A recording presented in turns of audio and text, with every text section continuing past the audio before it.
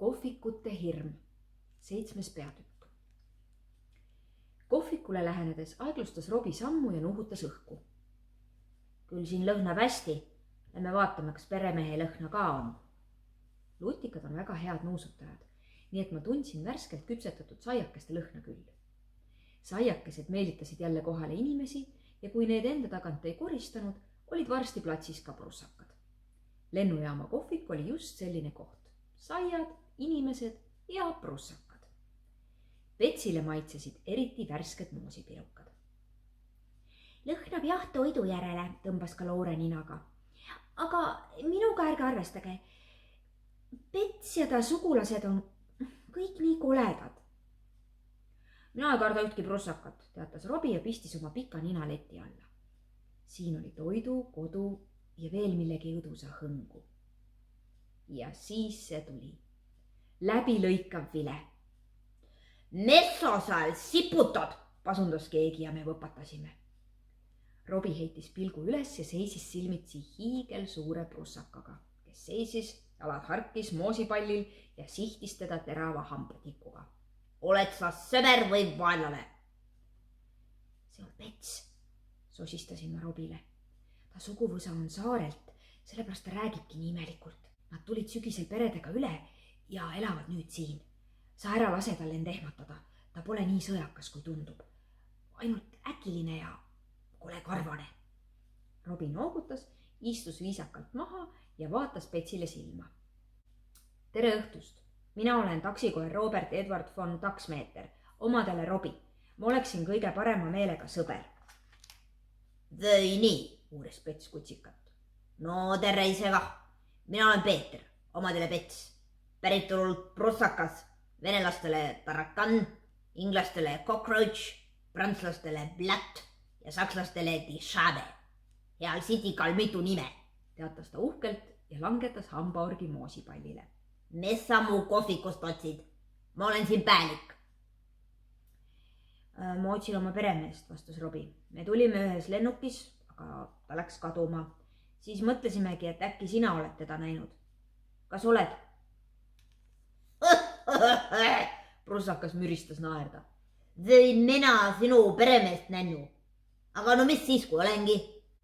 Mina kõik tean, mis lennujaamas juhtub. Kõik. Pets tõstis uljalt hambaorgi ja ajas rinna kummi. Missugune see peremees sul oli? Ilus, ütles Robi ja naeratas unistavalt. Pikk, palja peaga mees, väike kõht, pikad jalad, must kaabu ja mantel. Palju vähem karvu kui sul, lisas ta Petsi silmitsedes. Lõhnab kloori ja seebi järele, triibulised sokid. Alli ja musta triibulised sokid, must kaabu ja jalutuskepp. Just täpselt, rõõmustas Robi. Kuhu ta läks? Pets istus moosipallile ja kratsis kukalt. Ei, sellist meest pole mina oma kohvikus nännu, teatas ta siis. Kaabu ja jalutuskepiga mehed on hirmus haruldaseks jäänud. Aga võib-olla käis ta siin sel ajal, kui ma saalis ratsutasin. Oot, ma küsin jõmmidelt järele. Äkki on keegi midagi kuulnud või näinud? Prussakas hüppas püsti ja tõmbas kopsud õhku täis. Läbilõikav vile lõhestas hõredal lennujaama õhu. Ja siis see juhtus. Kõikjalt hakkas kokku sibama prussakaid. Neid tuli pirukariiuli vahelt, laudade alt ja prügikastist, kõhnemaid laest ja kassaaparaadi vahelt. Peagi seisis kogu prussakaarmee Petsi ees. Kõik vagurad ja valvel. Nii jõmmid, kes on näinud selle koera peremeest? Pröökas Pets ja heitis alamatele karmi pilgu. Pikk, paljas, vähe karvu, väike kõht, pikad koevad ja kaabu, vuntsid ja jalutuskepp, lõhnab kloori ja seebi järele, sokkidel triibud. Prussakate seas tekkis kahin, rea otsas nügiti. Lõpuks lükati Petsi ette punastav prussakapoeg, kes end tasakesi tagumikust kratsis. Mina nägin, sosistas ta ja piidles põrandad. Pikk ja paljas, kaabu ja triibud, ostis kapsa piruka ja läks. Kuhu ta läks? Uuris Pets karmilt. Direktori juurde, vastas prussakapoeg. Haaras kotid kaelasse ja läks otse Mait direktori juurde. Sibasin talle veel natuke maad järele. kohver lõhnas nii vorstiselt. Mõtlesin, et äkki saab midagi. Sa narri kannikas, mörgas Pets. Prussakad ei söö vorste. Õige toit, tule ikka moosipiiraka või kreemitordi vahel. Toores liha on barbaritele. Aga no hea seegi, et sul mõistus ikka koju tuli. Direktori kabinetti pole sinusugusel pabulal vaja ronida. Pisike prussakas punastas ja astus tagasi ritta. Ega ma saanudki midagi, pomises ta naabrile silmad maas. Ma ainult niisama natuke vaatasin. Pets pöördus tagasi Robi poole. Niisiis, su peremees on direktori juures. Tunnen kaasa. Vaatasin Petsi hämmeldunult. Prussaka näol peegeldus hirm. Aga Pets ei kartnud ometigi midagi. Pilgutasin silmi ja vaatasin uuesti. Nüüd oli Pets jälle tema ise. Kartlik pilk oli kadunud nagu vits vette. Teeme minekut, sosistasin ma. Siit ei saa sa enam midagi. Ütle Petsile aitäh ja teeme sääred. Robi noogutas ja astus paar sammu tahapoole.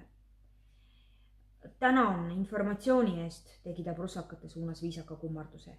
Järgmiste kordadeni. Järgmiste kordadeni, müristas Pets naerda. Kui peremehe üles leiab, tule räägi mulle ka. Siis tean, kas tatikas rääkis tõtt või mitte, viskas ta prussaka pojale pilgu ja muigas. Need on mul hästi treenitud, aga kipuvad luiskama. Aga küll ma teen neist krattidest veel mehed. Robi noogutas ja pööras ringi.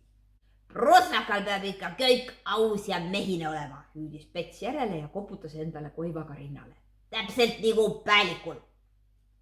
Prussaka põkutav naer saatis meid veel mitu pikka sekundit. Küll on alles õudne sitikas, sosistas Loore. Kuigi, mingi võlu tas on, õhkas ta ja naeratas salapäraselt. Omamoodi ju päris mehelik mees. Kas te ei arva? Ma ei osanud midagi arvata. Kohvik jäi selja taha.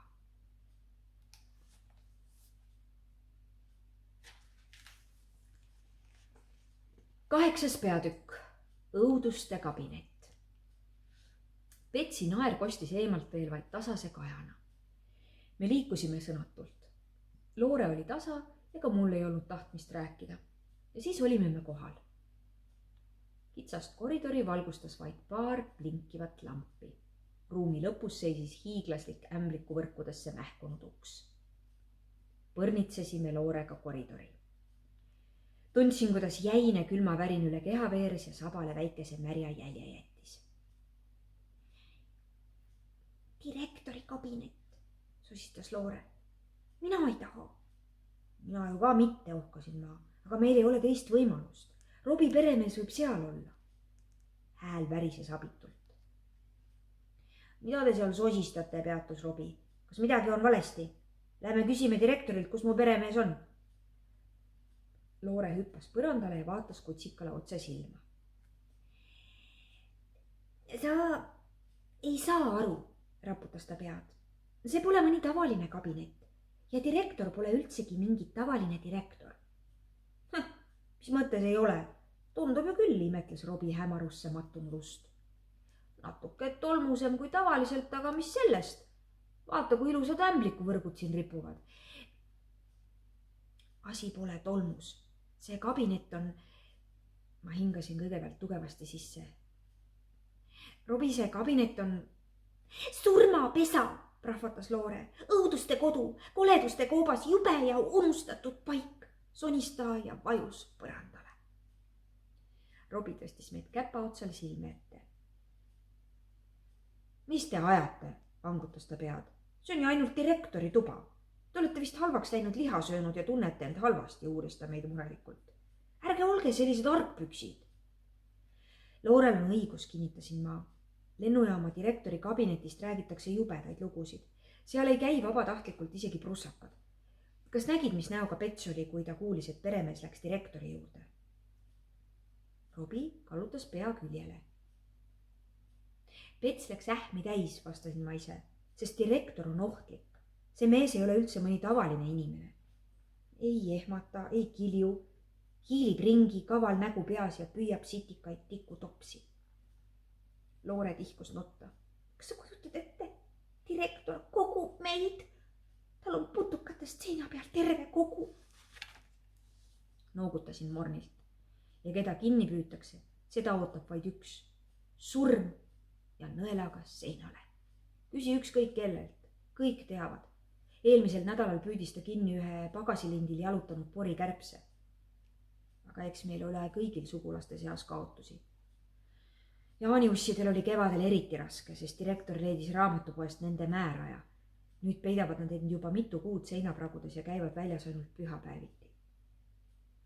Jaaniussid ei saanud selle aastal isegi jaanituld pidada, ohkas Loore. See oli vanasti alati suve kõige toredam pidu.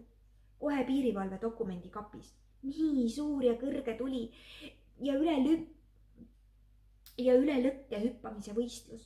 Sellest pole midagi, et kirbud said alati esimesed 150 kohta. Tähtis pole võit, vaid osavõtt. Robi vangutas pead. No tundub tõesti kahtlane mees. Aga mis me siis teeme, küsis ta pettunult. Mis siis, kui mu peremees on tema käes lõksus? Ma ei saa teda hätta jätta. Robi lõksutas hambaid ja ta silmadesse tekkis trots. Peremees Robi ja Robi peremehe eest.